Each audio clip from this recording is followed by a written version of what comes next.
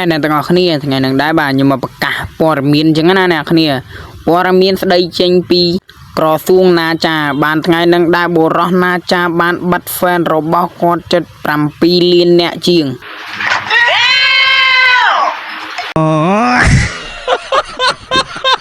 ខ្ញុំនិយាយលេងហ្នឹងណាទាំងអស់គ្នាបាទខ្ញុំគឺថាខ្ញុំមកនិយាយលេងទេអ្នកគ្នាដោយសារតែ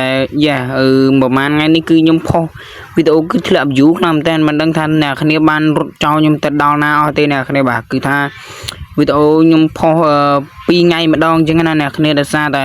បើសិនជាខ្ញុំផុសមួយថ្ងៃម្ដងគឺខ្ញុំអត់មានអ្នកមើលទេអ្នកគ្នា sorry ផងអ្នកគ្នាបាទហើយបើសិនជាអ្នកគ្នាបានឃើញវីដេអូ viral របស់អ្នកគ្នាហើយអ្នកគ្នាកុំភ្លេចចូលមកមើលម្នាក់មួយផងអ្នកគ្នាអើយខ្ញុំគឺថាអត់មានអ្នកមើលទេអ្នកគ្នាហើយខ្ញុំសូមឲ្យអ្នកគ្នាជួយគាំទ្រខ្ញុំបានច្រើនផងអ្នកគ្នាបាទអូខេអ្នកគ្នាបាយអ្នកគ្នាជួបគ្នានៅវីដេអូក្រោយហើយវីដេអូក្រោយអ្នកគ្នាជួបខ្ញុំបាយទៀតហើយអញអើយចាំបានផ្ទះបាញ់អត់ទៅមែន